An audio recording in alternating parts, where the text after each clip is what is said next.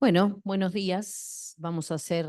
Empezamos la última sesión de esta escuela en didáctica de la matemática, la número 11. Eh, Hoy cerramos con la exposición de Marta, gracias Marta, sobre las mujeres en la ciencia. Bien, puedes empezar, Marta. Muy bien, pues muchísimas gracias y encantada de estar de nuevo con vosotras y vosotros. Espero que se me escuche. Si no, por favor, que me avise alguien. ¿Se me escucha bien? Eh, Sí, sí, sí, te Muy escuchamos bien, perfecto y fenomenal. te vemos muy bien. Muy bien, voy a compartir la pantalla y si por lo que sea pasa algo, como no voy a ver el Zoom, que alguien me avise, por favor. Muy bien, entonces comparto la pantalla,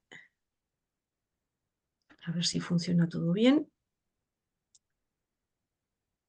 Muy bien. Y voy a compartir esta pantalla de aquí. Muy bien. Y bueno, como ha dicho Gemma, bueno, voy a hablar de mujeres en la matemática más que de mujeres en la ciencia. Y os voy a hablar bueno, de algunas mujeres en matemáticas, pero no quiero que esto sea únicamente un, una charla en la que, como muchas de las que doy, pues hablo del trabajo que hicieron algunas mujeres en el ámbito de las matemáticas. Quería hacer una pequeña introducción un poco más crítica, a lo mejor, porque la situación de las mujeres en las matemáticas, en la matemática, fue la que fue. Tenemos pocos referentes de mujeres matemáticas y además la situación actual tampoco es, la verdad, como decimos aquí, para echar cohetes, ¿no? Así que quería empezar con una imagen que vi hace ya unos cuantos meses, pero me impactó mucho y me gusta mucho utilizarla en las charlas que doy, porque me parece una metáfora sobre la situación ya no de las mujeres en la ciencia, las mujeres en las matemáticas, sino de las mujeres en la vida, ¿no? Eh, Esto es lo compartieron en LinkedIn, perdón, en Twitter o en X, vamos, una persona y bueno, es de una firma de arquitectura polaca, me parece que es, de mujeres, digamos, liderada por mujeres, esa que tenéis allí, que es su eh, dirección en LinkedIn. Y bueno, lo que están haciendo estas personas es estudiar cómo se mueven los niños y las niñas. Esto es una escuela parece de primaria. Yo no lo distingo muy bien, pero me lo dijo alguna persona por el tipo de estructura de lo que es el patio, el lugar a donde salen niñas y niños a jugar, ¿no? Y bueno, en azul, como veis en la segunda columna, lo que se hace es cómo ocupan los niños, los varones me refiero, los lugares del patio. Eh, Fijaros que lo que no ocupan los niños es porque hay un edificio, ¿no? Y eso lo ocupan los niños y las niñas porque van, me refiero, tendrán clase o harán gimnasia dentro o comerán, dependiendo de cómo sea esa escuela, ¿no?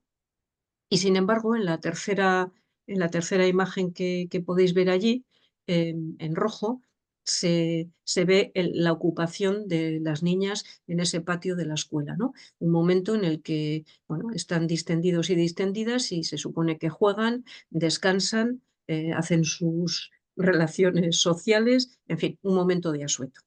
Y bueno, pues como veis, los niños lo ocupan absolutamente todo y las niñas ocupan los márgenes. Y bueno, pues esto es una muestra. Bueno, basta con sacar un balón en mitad de un patio para que ellos se queden con el patio y ellas ya no puedan ocuparlo. Y bueno, esta imagen que es yo creo tan impactante y tan cercana a la realidad, bueno, como pongo allí lo que se aprende en la escuela, cuál es mi sitio, ¿no? El de ellos, mi sitio es todo, porque me lo merezco, porque, bueno, yo creo que puedo ocuparlo todo, porque de hecho lo ocupo. Pues lo que aprendemos allí, ellos aprenden eso y ellas aprenden a que, bueno, ocupan los lugares que no ocupan ellos, los márgenes, pues digamos que se instala porque se está aprendiendo en la escuela, también se aprende en casa, por supuesto, fundamentalmente los sesgos y digamos, las impresiones, las opiniones, los sentimientos se aprenden en casa, por supuesto, pero también en la escuela, y esto, bueno, al final se lleva al espacio público, ¿no? Así que esta es la visión de lo que sucede en una escuela. Me parece, bueno, tan visual y tan impactante que me gusta mucho utilizar. Y quería, bueno, continuar con una noticia que, bueno, esta es la noticia que salió en El País, pero fue de una publicación ya de hace 7 años, que es bastante conocida, una publicación de la revista Science, que es una de las revistas científicas pues, más relevantes que hay, y el titular que sacó en España el periódico El País para este estudio, que es el que veis ahí abajo, es que las niñas se creen menos brillantes que los niños desde los 6 años. Bueno, para sacar, digamos, esta conclusión, este grupo de sociólogos, sociólogas, psicólogos, psicólogas, etcétera, lo que hacían era proponer a niños y niñas una serie de juegos en la que, bueno, les decían si se atrevían a jugar o a quién, si veían una chica o un chico como protagonista de este juego, etcétera, donde declaraban previamente que algunos juegos eran para gente muy brillante, con unas cualidades intelectuales maravillosas, y las otras eran para gente, bueno, que se le curraba, ¿no? Gente muy trabajadora. Y bueno, parece que la conclusión que sacaban era que efectivamente, cuando hacían esta encuesta en niños y niñas menores que 6 años, bueno, las conclusiones eran que, bueno, niños y niñas de la misma manera decían que niños y niñas podían hacer cualquiera de los juegos, ¿no? Los de personas muy brillantes y los de personas muy trabajadoras, pero a partir de los 6 años esto ya cambiaba, ¿no? Y niños y niñas opinan que, bueno, lo de personas brillantes eh, lo ocupan los niños, eso es algo que los niños varones hacen bien, y sin embargo las niñas les corresponde esos lugares para gente pues trabajadora, que se lo trabaja, que bueno, a lo mejor no tiene tantas cualidades, pero como se lo trabaja, al final consigue acabar esos juegos, ¿no?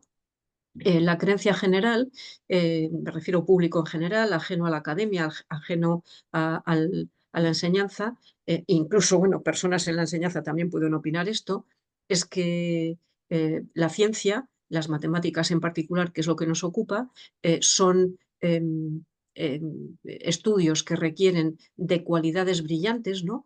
Parece que las personas que se dedican a la ciencia son geniales, inventan, ¡plac!, porque tienen esas cualidades especiales que les permiten deducir, inventar y resolver problemas.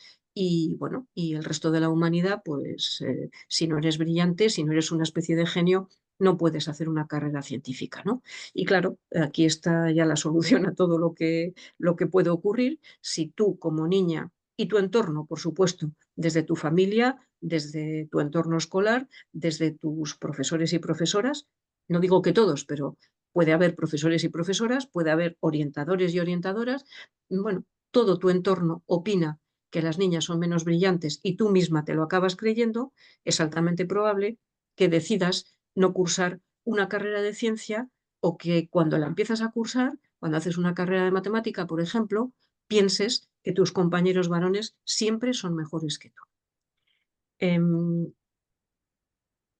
Algunas personas, por ejemplo, en este estudio también que os quiero mostrar, no quiero ser exhaustiva, pero son pequeños detalles que creo que pueden ayudar a reflexionar. Este otro estudio que se publicó en el año 2019, lo que estudiaban era algo que también es un estereotipo que se creen muchas personas, que los niños tienen mayor habilidad visoespacial y que las chicas tienen mejor capacidad para contar, ¿no? Con respecto a las tareas matemáticas, me refiero.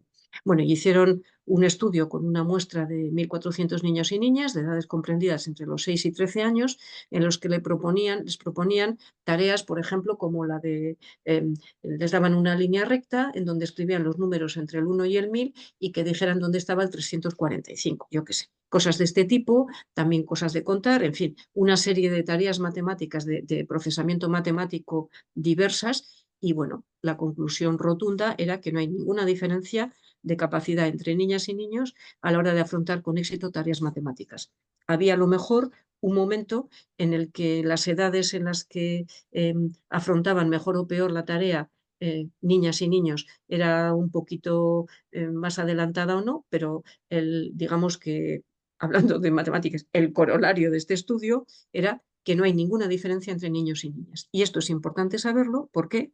Porque, como he comentado antes, incluso en la escuela, en casa, por supuesto, te pueden meter muchas ideas en la cabeza, pero en la propia escuela, si tú mismo como profesor o profesora, como orientador o orientadora, tienes ese sesgo, porque lo podemos tener, todos pensamos que nosotros no tenemos sesgos, pero todos y todas tenemos sesgos. Si tú tienes ese sesgo y piensas que tus alumnos son más brillantes que tus alumnas, pues al final a lo mejor las tratas de distinta manera, a lo mejor las incentivas de una manera diferente a la de los niños y por lo tanto, como el éxito en este tipo de carreras depende de carreras o de estudios, me refiero a las tareas de matemáticas, dependen mucho de lo que piensen los demás.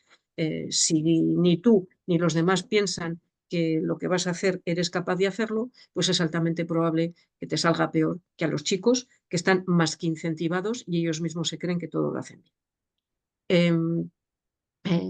Como digo aquí, bueno, es lo que acabo de comentar y quería leer este pequeño extracto de Marta Bueno y José Ramón Alonso, que son neurocientíficos y que dicen que cualquier aprendizaje es más costoso sin una motivación que a su vez se refuerce con ilusión y altas expectativas propias y ajenas, ¿no? El comentario que acabo de hacer. Muy bien.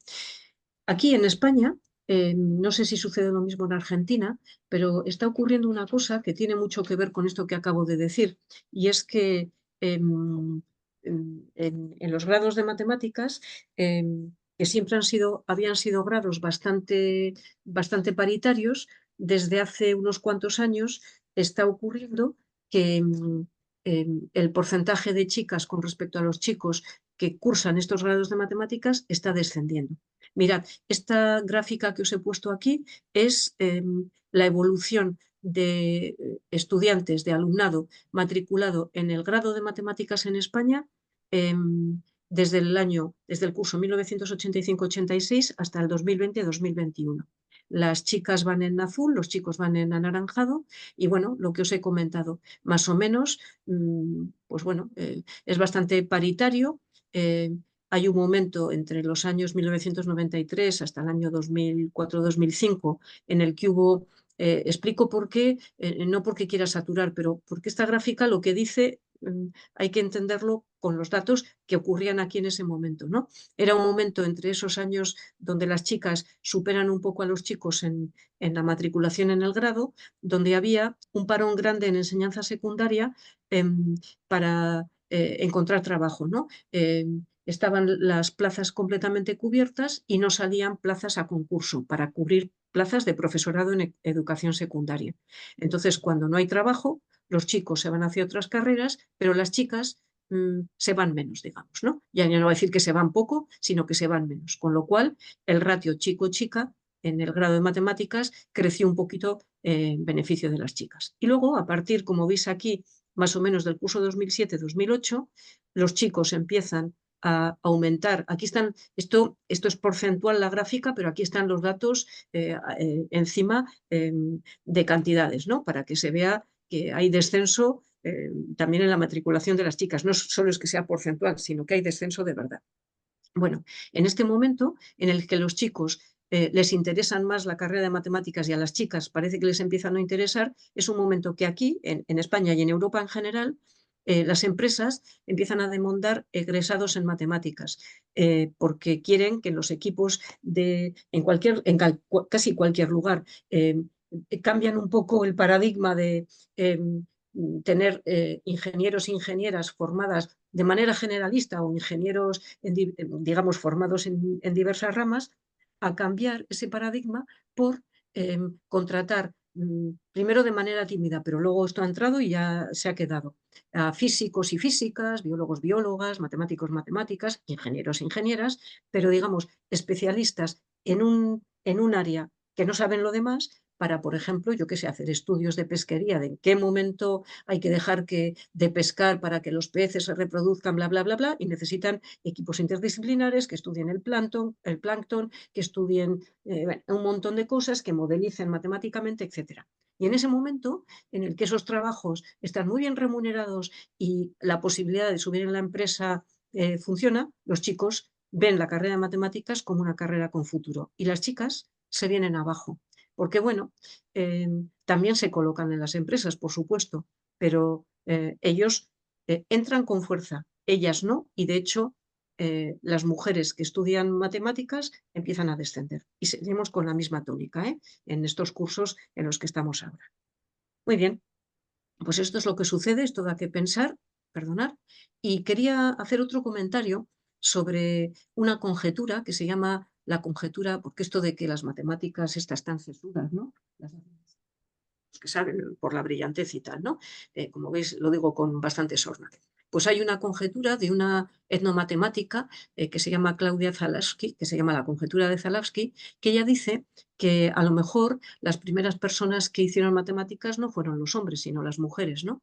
Y lo que hace es reinterpretar lo que está escrito en un famoso hueso, que es el hueso de Isango, que es este que os muestro aquí. Es un hueso de bonobo, me parece que es de un mono, me parece que es un hueso de pierna o algo así.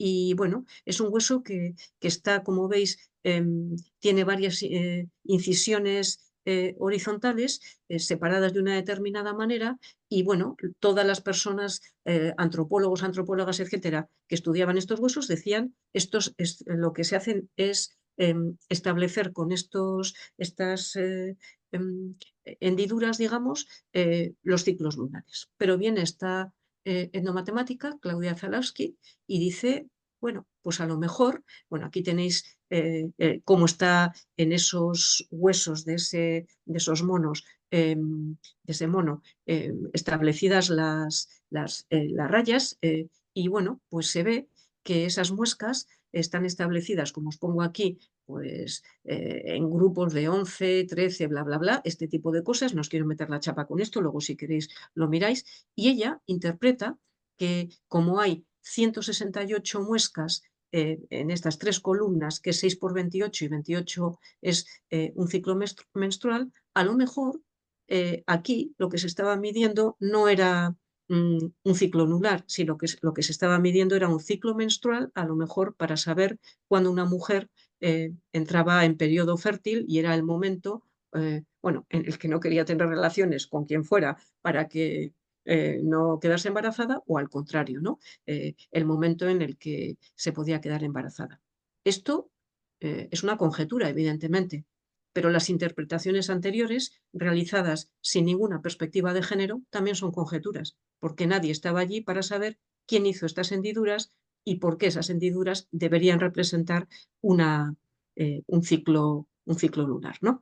Esta conjetura tiene apoyo en otro grupo de plaquitas encontradas en la cueva de Altamira, que es del Solutrense, lo otro era, no sé, del Paleolítico Superior, me parece, en Santander, aquí en el norte de España, y en este caso, perdón, aquí os enseño esas plaquitas, eran como decoraciones para colgarse, como veis, pues para hacer collares o lo que fuera, y bueno, estas son las 8 plaquitas que os acabo de comentar, cada una de ellas tiene 30 incisiones, que bueno, podría corresponder de nuevo con esa interpretación de esta etnomatemática en unos, bueno, lo que supone un ciclo menstrual, ¿no? Y, por ejemplo, aquí que hay 8, pues esto podría ser una manera de contabilizar un embarazo. Esto es con una gran interrogación, ¿no? A lo mejor se querría representar de esta manera los 8 meses a contar desde la primera falta. Insisto, esto es una conjetura, pero de la misma manera que hay otras conjeturas, hay otras cosas, sobre todo de estudios paleolíticos, que se han establecido como verdades absolutas, que hoy en día se están rebatiendo gracias a la tecnología, gracias a que se pueden hacer pruebas diferentes, gracias a que se ve que esqueletos enterrados con armas no son esqueletos masculinos sino femeninos, y eso de que los hombres cazaban y que las mujeres estaban allí esperando, pariendo a los hijos de esos hombres cazadores, pues parece que se está viniendo abajo. Esto lo comento también porque estas ideas que las tenemos interiorizadas, incluso sobre este tipo de cosas, las transmitimos, calan y nos las acabamos creyendo sin ningún fundamento científico. Muy bien, y continúo. Ahí.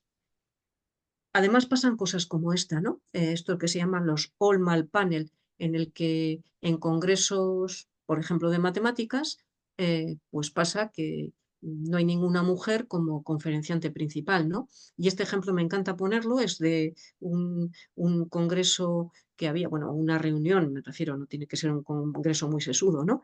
Pero la Universidad de Brigham Young University en Utah, donde bueno, se titulaba Women in Mathematics, porque para todas las mujeres que aman las matemáticas, y había 4 señores allí con este título debajo, Women in Math. En fin, la verdad es ya rayando la ridiculez absoluta, ¿no? Claro, les criticaron mucho, se compartió mucho este cartel y bueno, ellos, apenados porque no se habían dado cuenta, pobrecitos, pues responden, a veces es mejor callarse, pedir disculpas y callarse, es decir, no argumentar. Dijeron lo siguiente. Muchos de ustedes probablemente han visto un póster circulando por internet de nuestra organización de mujeres en matemáticas. El cartel mostraba las fotos de 4 de los profesores de nuestro departamento. Fue hecho con buenas intenciones. Me encanta así poner esta tonalidad, así como que realmente estaban apenados, ¿no? No estaba destinado a degradar a las mujeres o a ser satírico, dicen ellos. Valoramos a las mujeres en matemáticas y sus contribuciones y trabajamos para promover oportunidades para que las mujeres tengan éxito en matemáticas. Bueno, pues si esto es lo que realmente pensáis, quitaros de en medio y poner las fotografías de mujeres que son las que tienen que hablar, entiendo yo, en un congreso, al menos en mayoría o al menos en igualdad de condiciones, en un congreso que se titula con letras tan grandes Mujeres en Matemáticas. En fin, lo que quiero hacer ahora es mostraros con las 4 imágenes con las que he empezado. No sé si conocéis a estas 4 mujeres que he puesto al principio, ¿no? No sé si os suena alguna, no sé si me queréis decir algo, no sé si, claro, he puesto un nombre, con lo cual me voy al principio. ¿Conocíais alguna de estas mujeres? Si alguien me quiere decir algo, espero un momentín, si no, sigo con lo que quería contaros. ¿Nadie las conoce? Acá hay ¿O gente alguien que dice conoce a que alguien? sí, Marta. Sí, y me podéis decir el nombre, por favor, porque eso de decir que sí las conozco me parece muy bien, pero ¿alguien se atrevería a decir quiénes son ellas? Bueno, yo creo que son casi bastante reconocibles, ¿verdad? Buen Pero día, me lo podéis Marta. decir por... ¿Sí? ¿Se escucha? Buen día, Sí. Marta. Una es Buen Miriam día. y el apellido es raro, no me acuerdo cómo es. Ella fue la primera ganadora de la Sí, medalla. la que está debajo, eso es. Sí, la de pelo Miriam corto. Mirzahani. Miriam Ajá, Mirzahani. sí. Marian Mirzahani. Muy bien. ¿Alguien más conoce alguna de ellas? Y creo que la otra es Emi Noether, ¿no? No, no está Emineter aquí, aunque podía haberla puesto, pero he hecho una elección porque quiero contaros de nuevo, como hice el viernes, cómo cuento yo esto, claro, dependiendo de las personas que tengo delante, de la edad, de muchas cosas, pero esta es una propuesta que suelo hacer, esta que os voy a contar. ¿Alguien conoce a alguien más?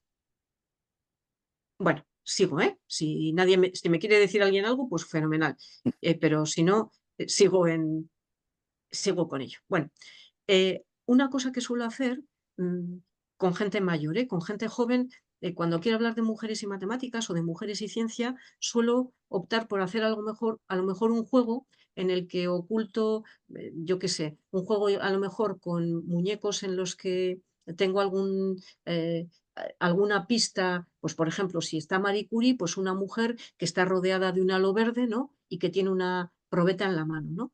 Con gente más joven suelo hacer este juego porque a veces les digo, bueno, ¿quién pensáis que es esta mujer? Pues Marie Curie o no sé quién o no sé cuántos. Y bueno, como les dejas que hablen y que participen y, he adivinado, le pega el codazo el de al lado, bueno, ya los tienes un poco con la adrenalina alta y ya está. Pero este tipo de cosas que voy a hacer ahora, las suelo hacer con gente más mayor y en el fondo me importa poco a qué mujer traigo.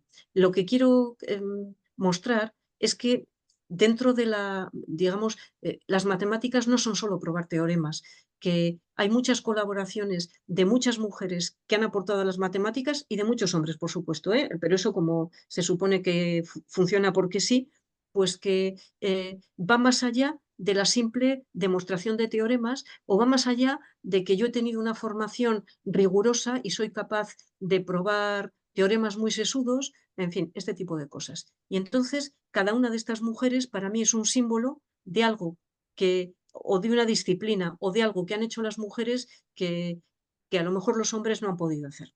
Y en particular a Émilie du Châtelet la traigo precisamente como traductora. Y más, como pongo entre paréntesis. Esto de, en Europa hay una época con mujeres del siglo XVIII, siglo XIX, que muchas mujeres han sido traductoras de textos científicos realizados por varones, ¿no?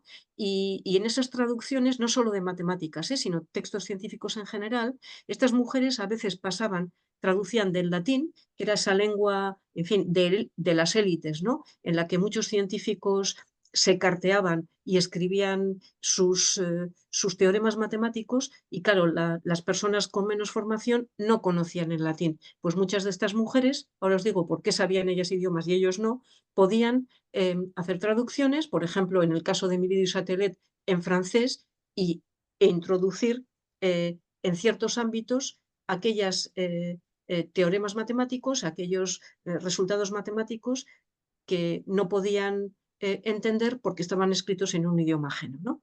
Bueno, estas mujeres, como Émilie du Châtelet, eran mujeres de la alta burguesía que, bueno, tenían una formación como tenían una señorita en aquella época, una señorita bien, ¿no?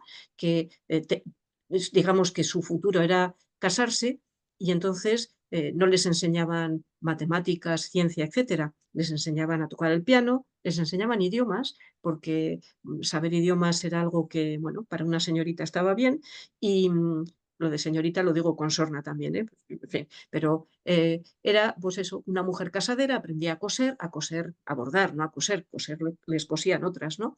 Y esas mujeres que eran cultas, que aprendían idiomas, tenían una ventaja sobre los hombres, porque incluso los hombres con una buena formación, científicos, no sabían idiomas, porque los idiomas se veía eso, ¿no? Como una formación para que una señorita, para que una mujer, pues bueno, fuera culta, etcétera, etcétera, etcétera. He puesto debajo esta imagen tan bonita de este compás, de estos libros que son libros de álgebra, donde ella es una pintura donde se representa a Émilie du Châtelet, que ahora os voy a mostrar completa. Y os voy a hablar un poco de esta mujer, no sé si la conocéis. Ay, perdón. Bueno, pues esta es la imagen completa de Émilie du Châtelet.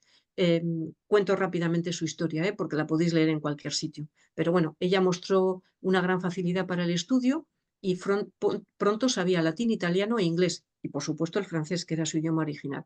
Pero a ella le gustaban las matemáticas. A los 19 años le casaron con el marqués de Châtelet, que era mayor que ella, como hacían en esa época, casar a los hombres con niñas, ¿no? Para que parieran sus hijos y además pues exhibirlas, ¿no? Y bueno, pues era, era militar y no le importaba en el fondo lo que ella hiciera, ¿no? No le molestaba que ella estudiara matemáticas. Quizás a otros maridos les hubiera molestado profundamente que su mujer florero, le estudiara matemáticas, ¿no? Además, con esas historias de que si una mujer, que había muchos escritos también de supuestos médicos que decían que si una mujer estudiaba ciencia, pues se le secaban los ovarios y no iba a tener descendencia, ¿no? Esas tonterías. Bueno, pues ella prosiguió sus estudios, tenía dinero, pagaba profesores importantes de la época como Pierre-Louis de Maupertuis, que era un astrónomo y matemático reconocido, tuvo una formación con profesores particulares buenos y aprendió matemáticas. Esta mujer ha pasado a la historia a la historia, quizás es más conocida por ser la amante de Voltaire, del escritor Voltaire, que por ser precisamente una científica relevante, ¿no? Bueno, Voltaire era un hombre que bueno, hablaba de política sin pudor y en cierto momento el cardenal Richelieu avisó a Voltaire de que iban a arrestarle y Émilie de Châtelet, que era una marquesa, lo llevó a su palacio de Sirey, eran amantes, por supuesto, y bueno, allí lo protegió, ¿no? Parece que en aquella época, pues bueno, tenían esos privilegios de que si eres marquesa y en el castillo de un marqués, no de una marquesa, perdón, del marqués no se entra, ¿no? Bueno, pues parece que en aquella época en la que Voltaire estaba con Émilie du Châtelet en el castillo de Sirey, en su castillo, pues hicieron mucha ciencia juntos. Y estos son, por ejemplo, palabras de Voltaire: dedicamos toda nuestra atención a Leibniz y Newton. Madame de Châtelet se embarcó por sí sola primero con Leibniz y explicó parte de su método en un libro excelentemente escrito, perdón, titulado Instituciones de Física, que es este libro que os he puesto aquí. Muy bien, para que veáis un ejemplo de qué tipo de cosas hacían juntos, científicas, la Academia de Ciencias de París en el año 1737 lanzó un concurso para el mejor ensayo científico sobre la naturaleza y propagación del fuego. Ellos comenzaron a hacer experimentos porque querían participar en ese concurso, pues ponían el hierro al rojo, lo enfriaban, etcétera, etcétera. Voltaire es el que preparaba el ensayo para presentarlo al concurso, pero Émilie no llegaba a las mismas conclusiones con esos experimentos que realizaban que Voltaire.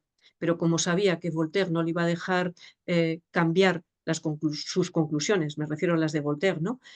Lo que hizo fue escribir sus propias conclusiones, redactar su propio ensayo para presentar al concurso, con el problema de que no hacía experimentos para que él no se enterara de que ella estaba escribiendo un ensayo diferente, ¿no? Bueno, pues no ganó ninguno de los dos, ganó Leonard Euler, pero la Academia de Ciencias de París permitió que las personas que se habían presentado al concurso y tenían, bueno, una memoria razonable, se las publicaba la Academia de Ciencias. Y el texto de Émilie du Châtelet, que era Disertación sobre la naturaleza y propagación del fuego, tenía, fijaros, 140 páginas donde hablaba, pues bueno, de una manera muy inocente, no estaba formada en este tema, sobre propiedades que tenía el fuego, ¿no? Tendía hacia lo alto, es lo contrario a la pesadez, pues bueno, pero no supo cuál era el origen, ¿no? Y bueno, pero a pesar de que el texto era muy poco científico, si queréis, muy poco riguroso, porque ella no era una física de formación, aunque había recibido formación con sus tutores, pues hay dos cosas en las que ella tiene razón. Atribuyó a la luz y al calor una causa común y supo decir en este texto que rayos de distintos colores no proporcionan el mismo grado de calor. Es decir, esta era una científica aficionada, si queréis, pero era una científica y tenía conclusiones, reales. Bueno, su obra más ambiciosa, sin embargo, fue la traducción del latín al francés de los Principia Mathematica de Newton. De hecho, gracias a esta traducción de Émilie du Châtelet, los Principia Mathematica de Newton entraron en Europa.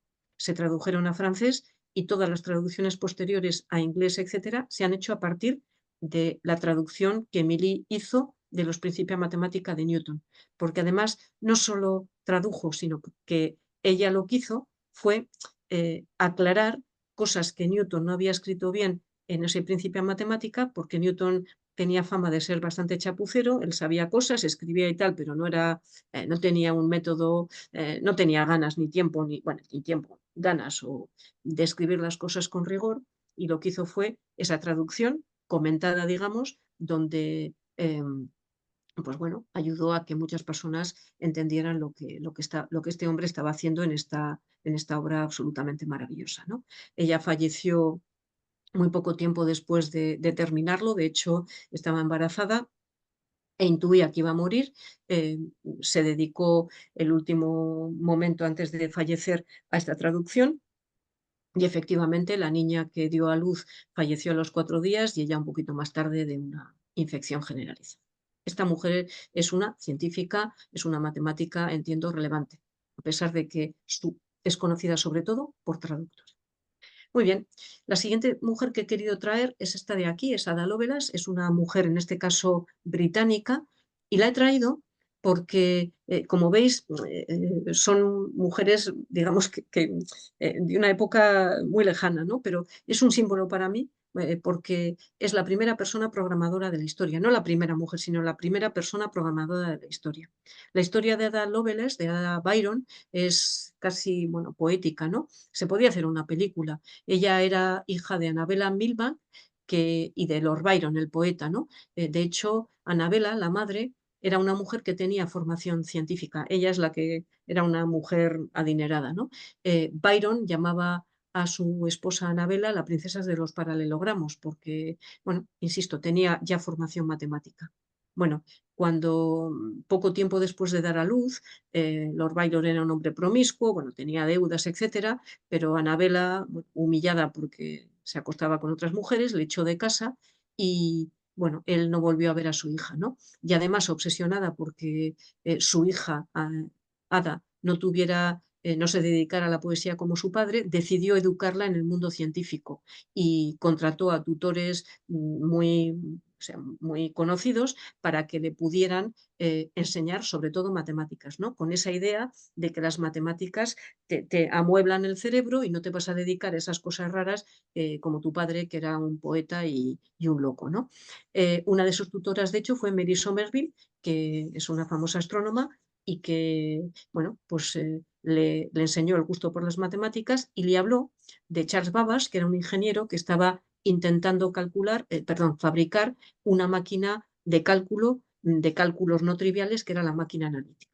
Bueno, con 20 años la casaron con el conde de Lovelace, con él tuvo 3 hijos, Ada, y bueno, conoció, como os he dicho, a Charles Babbage, y Babbage había ido a dar un curso sobre su máquina analítica, quería conseguir dinero, no tenía financiación para construirla, ¿no? A Italia. Luigi Benabrea, que era uno de los alumnos que había escuchado su curso, lo había escrito, unos apuntes del curso, y de nuevo Ada, que sabía idiomas, lo que hizo fue traducir esos apuntes del italiano al inglés. Esos apuntes, de nuevo, mejorados y completados, se denominan los papeles de Menabrea y consta el nombre de Luigi Menabrea, que los tradujo, que los escribió, de Babbage, que fue quien dio las lecciones, pero ella solo aparece con las iniciales. Y en estos, para un momentito, perdonar, para mostraros esta máquina analítica, esta que veis aquí.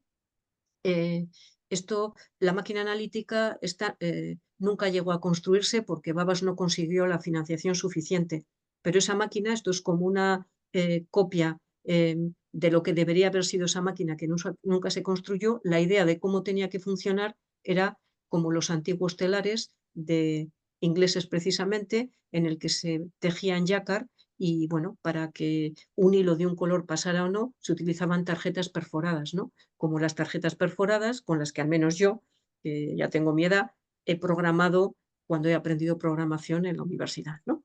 Bueno, pues esto, un pequeño paréntesis que me parece precioso. Y bueno, en esos papeles de Menabrea se incluye un algoritmo realizado por Ada en el que intentaba hacer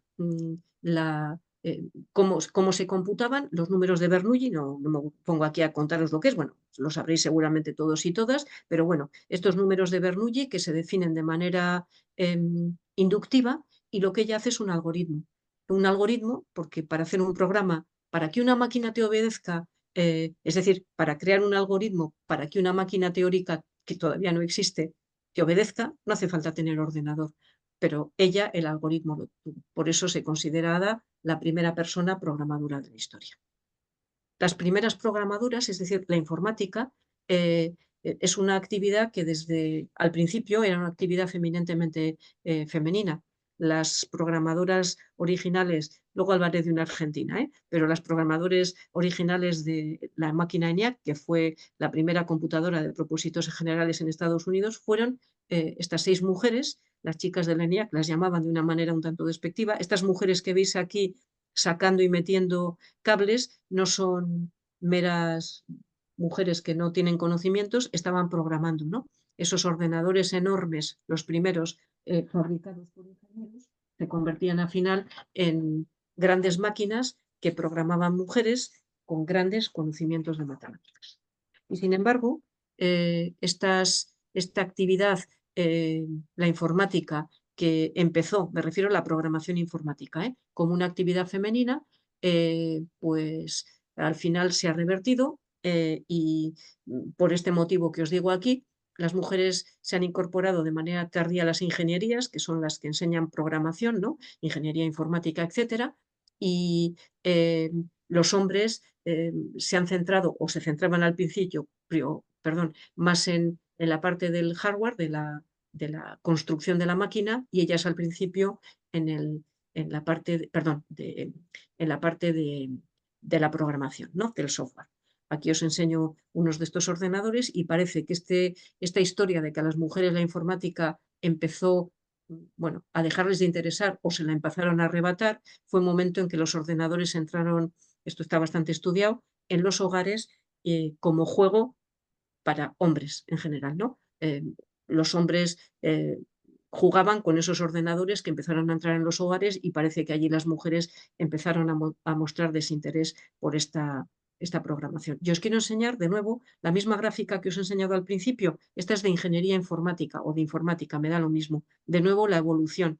Y fijaros que al principio en el curso 1900 en España, 1985-86, bueno, había un 30% de mujeres estudiando informática frente a un 70% de hombres, pero esto ha ido reduciéndose paulatinamente y en el curso 2021 una carrera como informática que, como las matemáticas, son altamente demandadas, toda la tecnología que estamos asistiendo hoy en día, las mujeres en este momento todavía está peor, pues están en torno a un 12% de matriculaciones en esta carrera. Así que esto es terrible. Lo que funciona, lo que es exitoso, entre comillas, yo lo entrecomillo porque a mí el éxito, yo no mido el éxito así, pero exitoso en el sentido de seguramente éxito en el trabajo, en lo que cobro, etcétera, los chicos van y las chicas no van de la misma manera. Y esto es un problema muy grave. Muy bien, me gusta poner la imagen de esta mujer, que no sé si la conocéis, es Katherine Johnson, de la famosa película Figuras ocultas, una matemática esta yo creo que sí era una genia, aunque no me gusta hablar de genios, con una brillantez impresionante que ayudó a que el Apolo 11 llegara a la Luna. Y bueno, pues esta mujer dice esta frase tan bonita que algunas decía, que ya falleció, algunas cosas desaparecen de nuestra vista, pero siempre habrá ciencia, ingeniería y tecnología, y siempre, siempre habrá matemáticas. Muy bien, me paso a la siguiente, voy a ir un poquito más deprisa, porque aunque he empezado un poquito tarde, tampoco por no retrasar las cosas. Esta es Florence Nightingale y la he traído para hablar un poco de la parte de la estadística y también de cómo las mujeres a veces hacen cosas de manera, utilizando esos saberes que tienen, que, les ayudan a administrar, a lo mejor les han ayudado a administrar cosas en el hogar y que les sirven en muchas ocasiones para también administrar otro tipo de problemas, ¿no? Bueno, ella es británica también, ya es de principios, falleció a principios del siglo XX, y esta mujer es muy conocida porque es la fundadora de la enfermería moderna, es decir, es conocida sobre todo como enfermera. De hecho, el Día Internacional de la Enfermería se celebra el 12 de mayo porque ella nació un 12 de mayo en Florencia y por eso se llama Florence, aunque pues es de familia británica. Fue además una precursora de la representación visual de la información y demostró que la estadística era una herramienta para poder interpretar y, por ejemplo, en su caso, cómo evolucionaba una enfermedad o, digamos, aspectos de tipo social, ¿no? Y os cuento muy rápido su historia, por si no la conocéis. Era una señorita también de estas educadas con un mimo terrible, educadas para casarse, ¿no? Ella quería formarse como enfermera, la familia estaba escandalizada porque en esos momentos el oficio de enfermería era casi limpiar, ¿no? Cuidadoras de personas que están enfermas. Y claro, tenían que casarla. Y bueno, ella no hacía mucho caso a la familia, se inventó que había tenido una llamada divina y tal, y al final pues la dejaron. En particular a Florence y a su hermana, no recuerdo cómo se llamaba, las educaban, viajaban mucho por Europa y allí pues les enseñaban edificios, etcétera, etcétera. Bueno, Florence era una mujer que escribía mucho todo aquello, que tenía muchos diarios y aparte de ver esa parte cultural que le enseñaban, lo que hacía era cada vez que viajaba a un país iba a visitar los hospitales de aquel país para ver cómo se gestionaba bueno, los hospitales en sí y cómo trataban a los enfermos. Y aprendió mucho, parece, sobre todo de los hospitales alemanes. En el año 1953 empezó la guerra de Crimea entre el ejército ruso y una alianza del Reino Unido, Francia, etcétera, etcétera. No quiero meter el rollo con esto. Se movilizaron las tropas británicas. Esta es una imagen de una carga en una determinada batalla. Y bueno, pues parece que este ejército aliado estaba ganando la guerra. Pero en los hospitales militares lo que estaba ocurriendo es que los soldados británicos en particular morían como ratas. Como esta mujer era una mujer bien relacionada, un alto cargo del ejército en Inglaterra pidió a Florence que viajara a Crimea para intentar entender qué es lo que estaba ocurriendo. Ella fue con un equipo de casi 40 enfermeras, partieron hasta el frente, fueron muy mal recibidas porque los médicos que estaban allí sobrecargados veían hostilidad, es decir, no querían que les controlaran, y lo que hizo Florence es, con los conocimientos que había adquirido y bueno, su propia formación, pues observó que no había higiene, que, bueno, que era aquello un horror, y empezó a hacer lo que sabía hacer: limpiar, organizar, quemar, yo qué sé, vendas con sangre, que lo único que hacía era que se infectara a la gente, porque bueno, pedir comida y medicamentos al Imperio Británico, en fin, este tipo de cosas, ¿no? Lo obvio. Y bueno, pues me pasó esto, luego lo miré si os apetece. Lo que hizo fue amputarlo todo. La llamaban la dama de la lámpara porque ella iba con una lámpara todas las noches midiendo fiebre, etcétera, etcétera, de todos sus pacientes. Y volvió con un montón de información escrita en esos diarios. Pero pensó, como esta frase que viene aquí, que tenía que lograr a través de los ojos lo que no somos capaces de transmitir a las mentes de los ciudadanos a través de sus oídos insensibles a las palabras.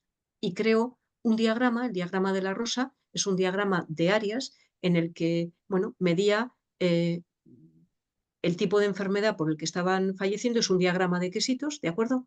En el que representaba los meses en el que había medido todo eso que iba midiendo ella día a día en su diario. Y bueno, con estas áreas, con esta medida de áreas, lo que hacía, me voy a pasar a la siguiente, no, lo dejo aquí, en esa lo que representaba en azul eran las enfermedades por infecciones, en negro por ejemplo, por apendicitis, pongamos, y en rojo por heridas, ¿no? Y se veía que es que los soldados morían por infecciones, por tifus, por tétanos, por ese tipo de cosas, por falta de higiene.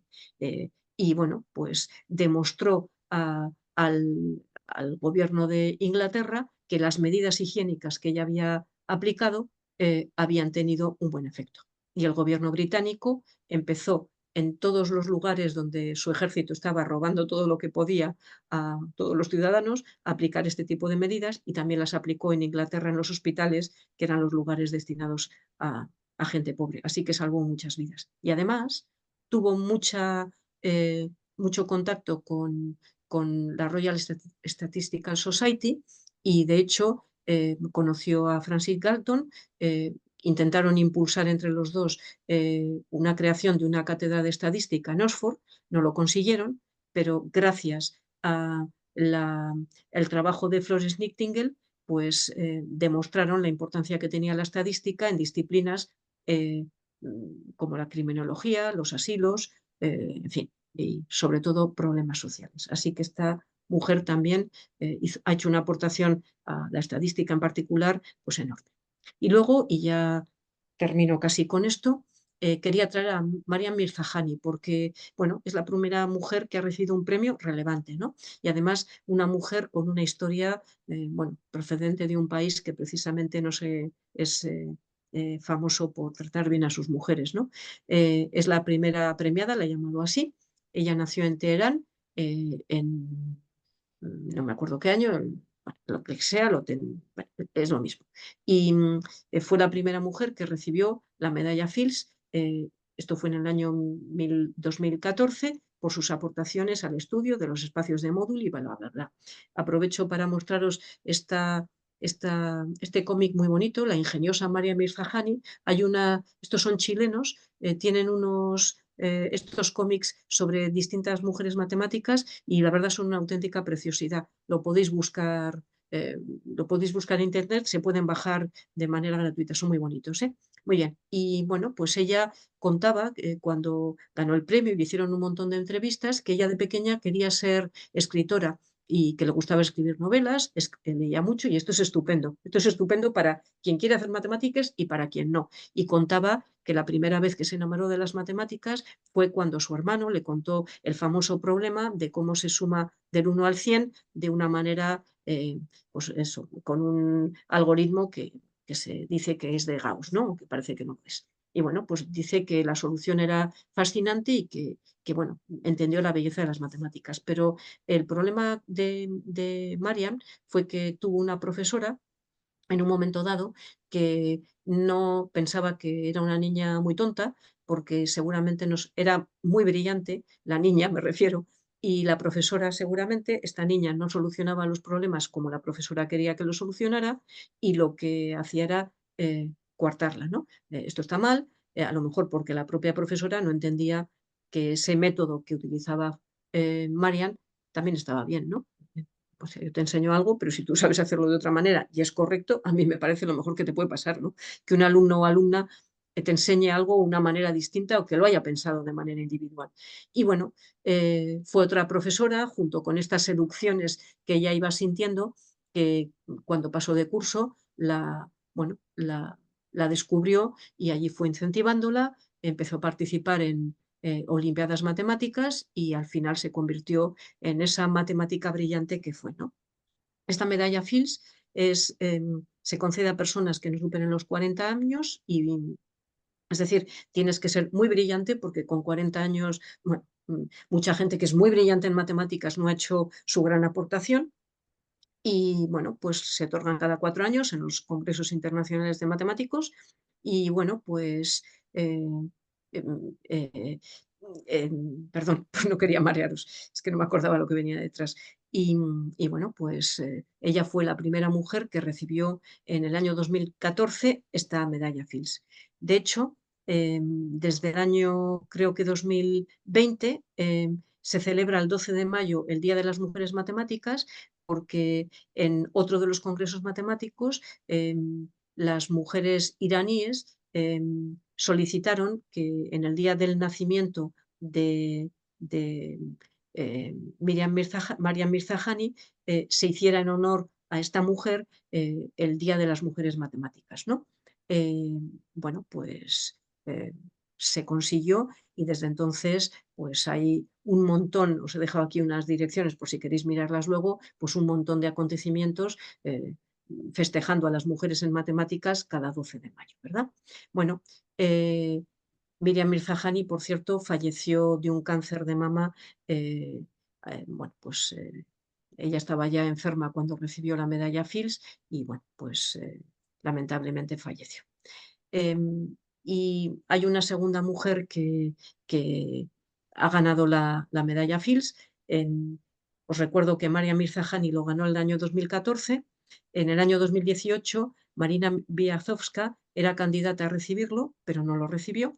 Pero en el año ya 2022 fue el año en el que el Congreso Internacional de Matemáticas tenía que realizarse en Rusia. Se hizo online por la guerra de Rusia, por la invasión de Rusia a Ucrania y bueno, pues lo recibió en ese momento. Ella es ucraniana, ella trabaja, no se lo dieron porque es ucraniana y no, se lo dieron porque es buenísima y trabaja en empaquetamiento de esferas en dimensiones 8 y 24 y quiero daros este dato ya para finalizar. En los 86 años de existencia del premio, 86, aunque se entregan cada 4 años, 62 hombres lo han recibido, aunque también os recuerdo que Perelman, que lo recibió en el ICM de España, además, en el año 2016, no le dio la gana de ir a recogerlo y me parece muy bien. Y 2 mujeres, Marian y Marina, lo han recibido. Y bueno, os quiero hablar también ya de paso de otra premiada, Karen Uhlenbeck. Karen Uhlenbeck es la primera persona que ha recibido el premio Abel, fue en el año 2019. Lo han recibido 25 hombres hasta el año 2023 y ella como única mujer. Y el premio Abel, que se entrega desde el año 2003, es lo equivalente al premio Nobel. Lo otorga la Academia Sueca de la misma manera que el premio Nobel. Y esto es como el premio Nobel, un premio, un reconocimiento a un matemático, una matemática que ha tenido una trayectoria relevante, una trayectoria ya larga y de vida. Así que es ella. Y bueno, también se puede hablar de mujeres argentinas, ¿no? Me gusta hablar de ellas dos en pareja.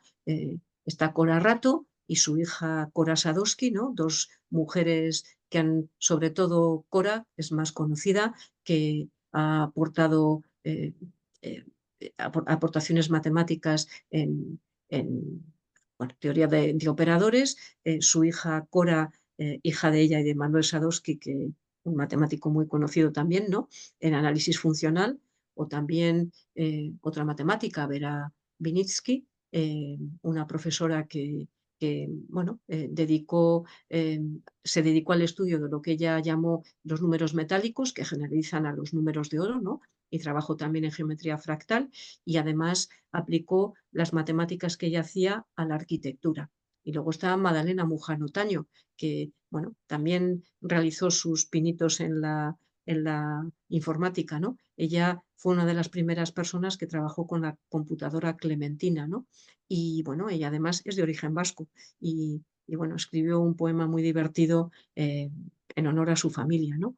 O bueno, y con ella ya casi termino, la matemática multipremiada Alicia Dickenstein, que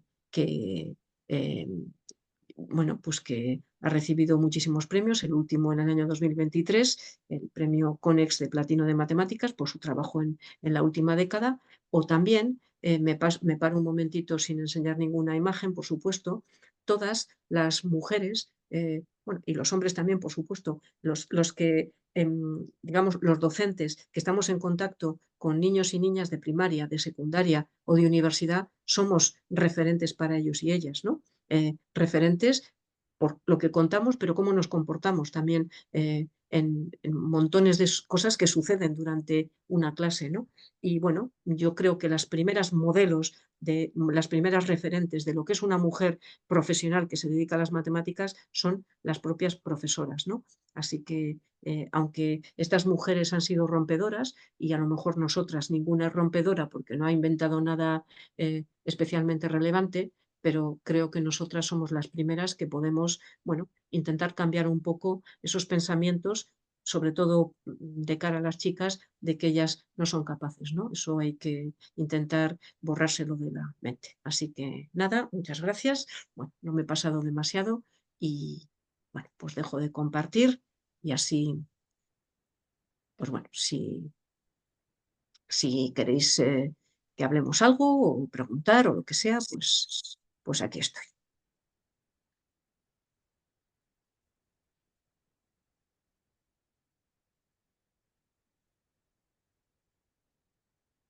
Bueno, muchas gracias. La verdad que muy convocante, a mí me da como ganas de seguir sabiendo más de las mujeres en matemática. Bueno, nada, eso, que me ha parecido excelente tu Yo charla.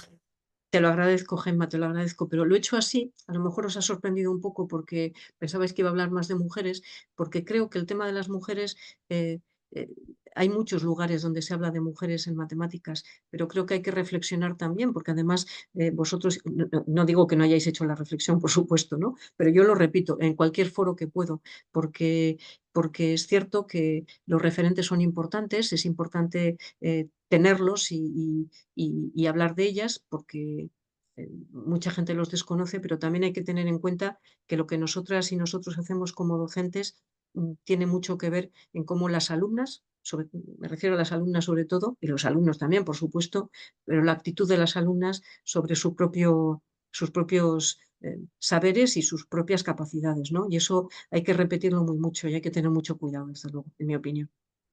Y en cualquier nivel educativo, además, ¿eh?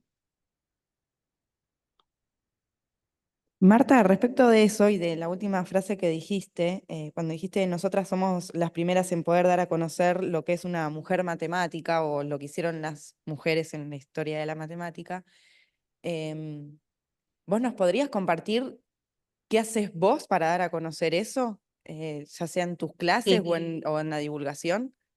Sí, mira, yo algo que lo cuento siempre porque a veces hay gente que como se enfada con todo, estoy contando esto y te dice, bueno, pues que estás diciendo que yo soy mal docente. A mí me ha costado entender, eh, o sea, el pensar que tú no tienes sesgos es lo peor que te puede pasar. Entonces, por ejemplo, cuento esta anécdota para que, como un ejemplo, ¿no? De lo que puede ser. Bueno, yo intento ser nunca decir a un alumno o alumna que algo está mal, aunque esté mal, bueno, si está mal se lo digo, por supuesto, pero por supuesto con el respeto absoluto, ¿no? Y además intentar utilizar un error, siempre les digo, es que el error es lo mejor que puede pasar, porque cuando tienes un error y lo corriges y entiendes por qué tal, es la mejor manera de tal. Es decir, yo respeto a mi alumnado, ese es el primer tema. No todo el mundo respeta a su alumnado, lamentablemente, y lo sabemos todos y todas. Yo tengo muchos compañeros y compañeras que no respetan a su alumnado. Eso es lo primero. Pero luego una cosa que bueno, me he dado cuenta paulatinamente, yo tengo una manera de dar clase de matemáticas me refiero, muy proactiva, ¿no? Entro en el aula, pregunto, no pregunto nunca a nadie porque no quiero que nadie se asuste, pero pues hago a ver quién quiere hablar, o sea, digo una cosa, ¿qué opinas? ¿Qué pensáis que es? Tal. Y claro, en eso yo no me daba cuenta que solo me respondían los chicos. Bueno, y tal. Y las chicas siempre estaban calladas. Y yo he descubierto a muchas chavalas, a muchas alumnas mías que eran realmente brillantes el día que les hacía la primera prueba, el primer ejercicio escrito, el primer examen, tal. Y claro, eso lo he cambiado. Yo ya no hago eso. Yo sigo preguntando en el aula, pero lo que hago es fijarme mucho más en lo que está ocurriendo en el aula, porque el aula es un micromundo y tengo la suficiente experiencia como para entender hasta lo que están pensando sin que se muevan. Porque el cuerpo, es decir, hay que entender lo que está ocurriendo en el sentido de que tú puedes entender cuando un chaval o una chavala sabe la respuesta. A veces es un movimiento del hombro.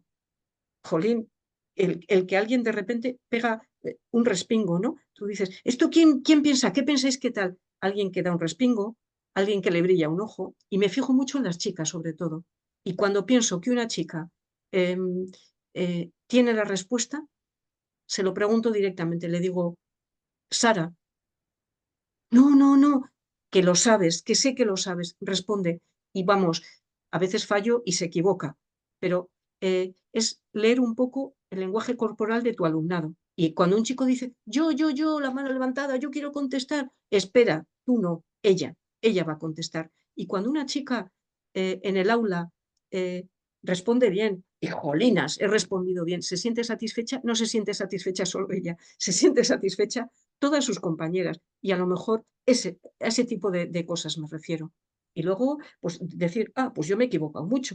Pues me he equivocado, pero no pasa nada. No sé, digamos, no poner el valor siempre en la brillantez esta tan masculina, ¿no? Me refiero el estereotipo, el acierto, soy rápido, soy no sé qué, soy competitivo. Eso en mi aula, desde luego, el que es competitivo no va a hablar nunca, porque no lo dejo que hable.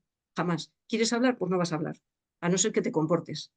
Eso para mí es una manera de comportar. Bueno, igual lo hago fatal, pero bueno, no se llevan mal conmigo, o sea que odiarme mucho no me odian. Muchas Yo creo gracias. que consigo eso, que germine eso de que hay que atreverse. Gracias, Marta, por todos estos 2 días que hemos compartido con vos.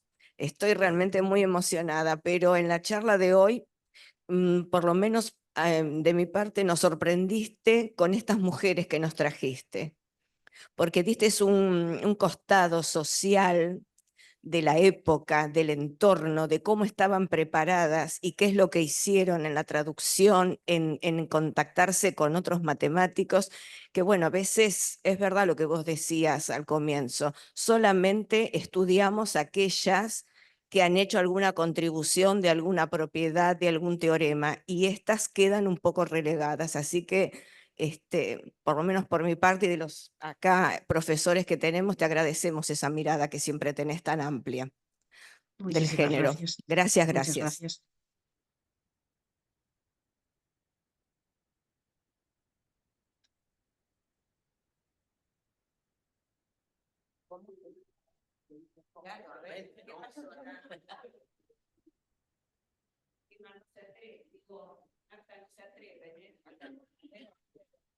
Bueno, Marta, me toca ser el primer varón que dice algo.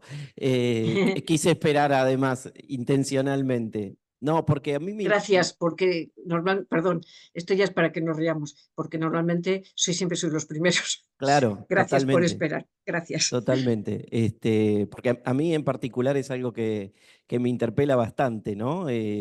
Porque uno siente que tiene un lugar de privilegio definitivamente, Sí. entonces es muy complejo a veces no, no justamente, no opacar y no avasallar. Así que te agradezco la presentación, me encantó. Yo hace poco me encontré con lo de la conjetura de Zaslavsky, me pareció maravilloso, lo uso en mis clases en general, porque me parece que es justamente lo que vos planteás, ¿no? Como conjetura es tan válida como otras Como la conjeturas, otra. pero que uno tiende a pensar que puede llegar a ser el sesgo que habitualmente, ¿no? ¿Por qué no podría ser la cuestión de la menstruación antes que los ciclos lunares, por los ciclos lunares en sí, ¿no? Así que, bueno, te agradezco muchísimo y me encantó mucho. Muchas gracias.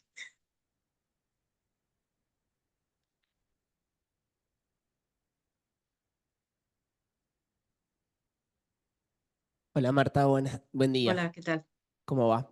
Muy Bueno, bien. nada, yo también te agradezco como parte del equipo por todo lo que nos mostraste el día de hoy, tanto el día jueves. Te cuento que, bueno, yo aprendí mucho de mujeres matemáticas gracias a Rosa cuando hicimos la licenciatura. Todos los que fuimos alumnos de ella en Historia de la Matemática hemos investigado, hemos hecho nuestros trabajos finales. Te comento que es algo de interés, porque obviamente uno en la escuela secundaria como docente siempre nombra a Pitágoras, Tales, o sea, siempre son matemáticos, y cuando tiene materias de física también siempre son hombres. Así que está bueno poder llevar al aula nombres de mujeres y contás historias en donde se sorprenden. Esto de que ellos, de que las mujeres no podían hacer matemática porque no iban a poder quedar embarazadas, cómo la sociedad las veía a ellas, es muy interesante también para reflexionar con los estudiantes, porque obviamente los aleja de la realidad cotidiana de cada uno de ellos. Así que desde ya gracias, me llevo un montón de información para seguir trabajando con estudiantes y bueno, eso. Muchas gracias. Marta, buen día. También me sumo a los agradecimientos. Muy interesante todo lo que nos presentas. Para mí, abres como un lado de la historia que no me había cuestionado antes y nos dejas ver em, situaciones en las que uno a veces no se detiene a pensar porque está como muy marcado el que se cuenta el hito histórico y lo que es más llamativo del hecho y no se detiene uno a pensar qué está detrás. Cuando estaba terminando mi licenciatura me interesó el tema de las mujeres en matemática, pero fue muy breve en mi historia y me encontré con una profesora de la Universidad Nacional de Colombia que estaba haciendo un trabajo al respecto y me motiva una pregunta: ¿qué tan fácil te fue encontrar esta información? Porque en su momento cuando arranqué a indagar este tema, no se encontraba mucho y casi que uno que tenía que tomar un pedacito de cada lugar en donde encuentre, como que reconstruir la historia. En este caso, tú nos has presentado historias bastante completas de cada una de estas mujeres. ¿Qué tan fácil te fue encontrar esta información? En este caso, las tres que os he presentado, aunque he dicho que no eran muy famosas, son bastante conocidas. Pero hay un repositorio, supongo que lo conocéis, el MacTutor de la Universidad de San Andrews, que tiene hoy en día una parte que dedica a mujeres matemáticas. Y luego, bueno, la Wikipedia, hay muchas personas trabajando para intentar que la Wikipedia tenga más presencia femenina, ¿eh? Y claro, también es cierto que hay mucha información sobre mujeres de Estados Unidos, de Europa, pero hay personas que más, o hay más información. Pero es cierto que hay muchas personas en Argentina, en México, en fin, que están intentando recuperar las historias de las mujeres como, vamos, con uñas y dientes, ¿no? Porque a veces hay mujeres que podemos conocerlas, no personalmente, pero si una mujer tiene los suficientes o pocos años, digamos, para que, aunque ella haya fallecido, poder hablar con un pariente, con un alumno o alumna suya, eso es lo mejor que te puede pasar, porque además de la historia de la ciencia que hizo esa mujer, puedes tener una historia de vida, ¿no? De cómo era y tal, y eso es maravilloso. Entonces yo creo que hay muchas personas que en este momento se están dedicando a ello y ahora yo te diría que es muy fácil encontrar, bueno, muy fácil, que es fácil encontrar biografías de mujeres y hay mucha gente empeñada en intentar eso, encontrarlas. Hay algunas que habrán existido, habrán aportado y que no las vamos a conocer nunca, como muchos hombres también,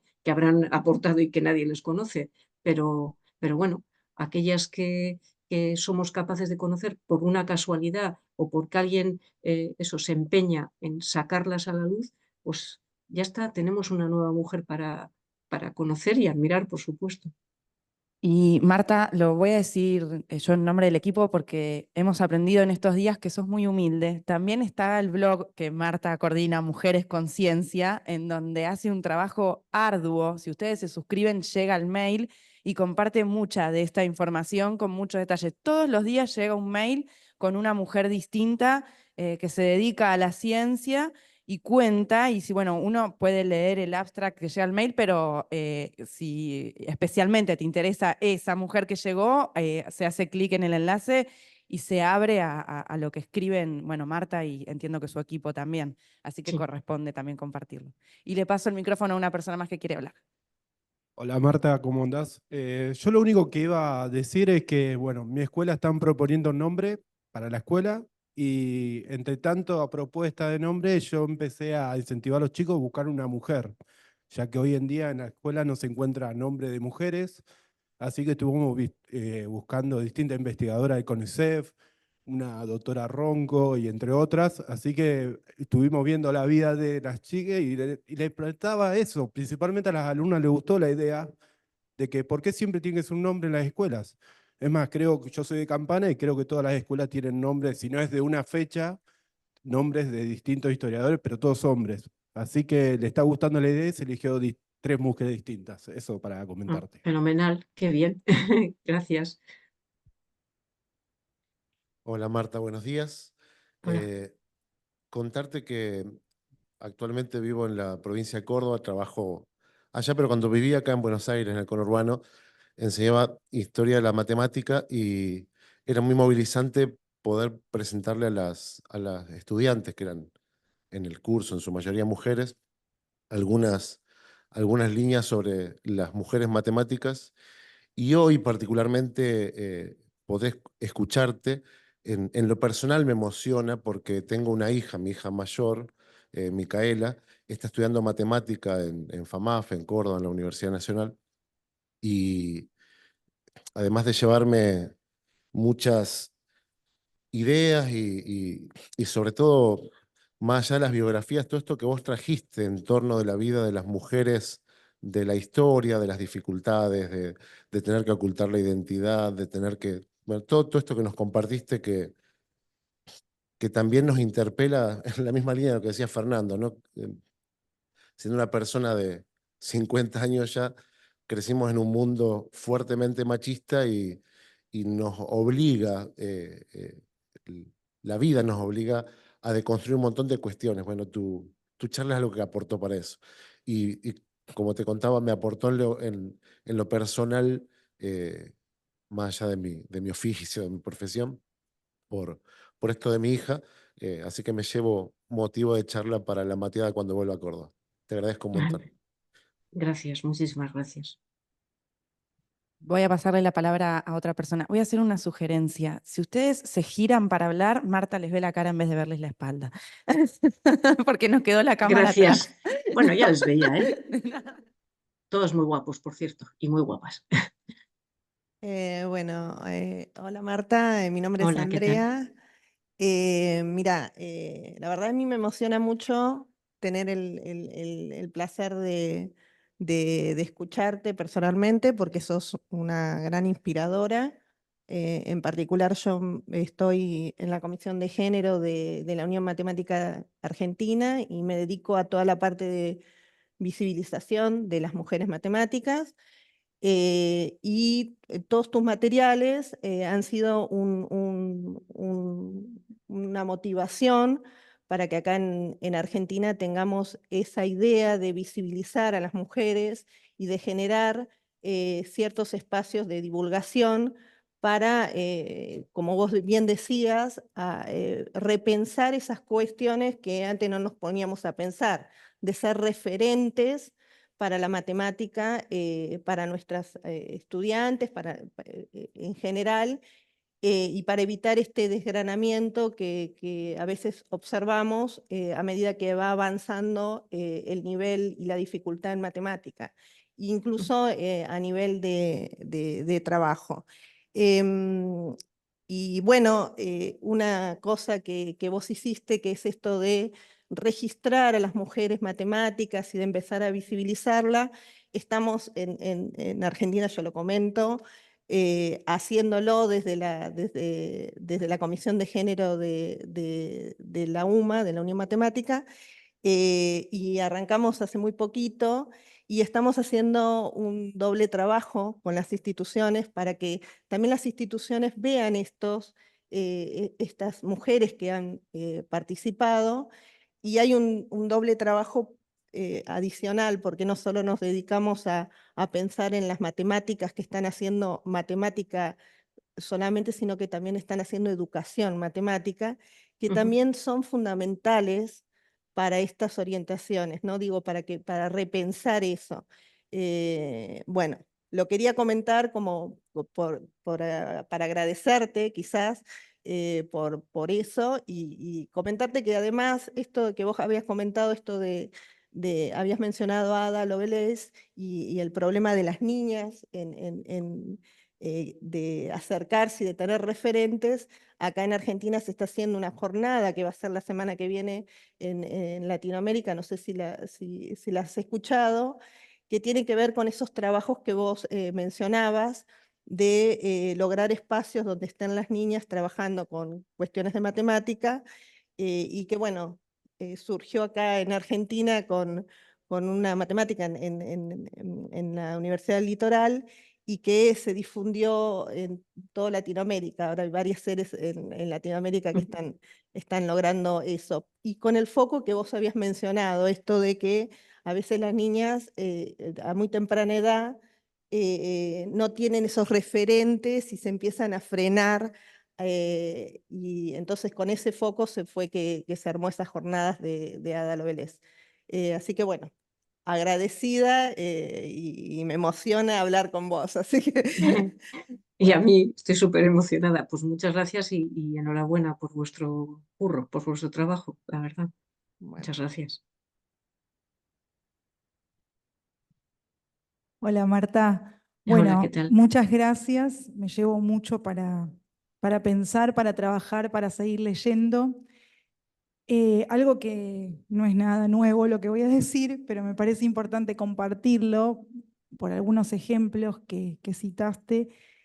Yo creo que hay también una cuestión muchas veces social en cuanto a los tiempos, ¿no? Y en la psicología de la mujer, que nos lleva a esta culpa muchas veces de tener que renunciar, y nos da culpa renunciar a la maternidad o al estudio. Siempre estamos como tratando de tapar huequitos, entonces saco de acá para poner un poquito allá y saco de acá para otro poquito allá, ¿no? Siempre tratando de, las que decidimos dedicarnos a esta área, poder cumplir con todo. Y a veces, en esto de los premios hasta ciertas edades o en cuanto a los puestos laborales que exigen profesionales hasta cierta edad, muchas veces limita, porque claro, por ahí en comparación con un varón, el varón a los 35 años logró un montón de cosas que quizás la mujer que fue mamá en el medio y tuvo que ocuparse de la familia y esto y otro, quizás no pudo alcanzar el mismo nivel de formación profesional. Y me parece que ahí estamos como un poco atrasados a veces a nivel social en esos límites. Y algo que creo que es importante, y yo trato de transmitirle a mis estudiantes, es que nunca pierdan de vista sus objetivos, que a veces simplemente hay que poner en pausa algunas cosas por un tiempo para dedicarse a otros objetivos que también son importantes en la vida, pero no darse por vencido. O sea, yo quizás puse en pausa 2 años la licenciatura porque quise ser mamá de mi segunda hija, pero quiero retomar la licenciatura y lo voy a hacer y lo voy a terminar y quiero seguir estudiando. Entonces, un poco compensar, ¿no? No es que porque uno es científico no puede ser mamá o porque es mamá no puede ser científico. Sigo leyendo, me sigo formando, hago cosas más cortitas, sigo investigando. Bueno, quizás es poner en pausa cierto nivel de dedicación, pero no perderlo, porque si no uno termina por decir, bueno, al final no se puede, no pude. Y esto que vos mencionabas, ¿no? Como esa presión social de creer que no se puede, de que uno no tiene la capacidad, la inteligencia, y quizás no sea este el momento y sea dentro de un mes o fue hace un año, bueno, me parece que también es importante transmitir eso, ¿no? A veces quizás no pasamos la edad para un premio, pero no para poder seguir haciendo mucho que es desde el corazón y desde la pasión, y me parece importante eso, no perder de vista nunca los objetivos. Bueno, muchísimas gracias. Bueno, estoy completamente de acuerdo contigo. Los premios no es lo más importante en la vida, ni mucho menos, pero es cierto que dan visibilidad y relevancia. Por eso son importantes, porque hacen que las mujeres sean referentes cuando les toca un premio, claro, en ese sentido. Pero efectivamente el premio no es el objetivo es hacer un buen trabajo, disfrutar y hacer que los demás disfruten, por supuesto. Muy buena estrategia la que has comentado. Gracias.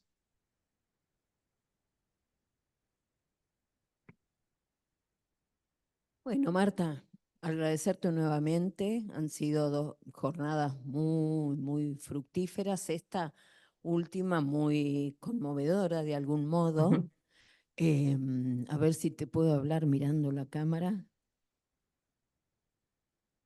Ah, bueno, han sido, Te veo.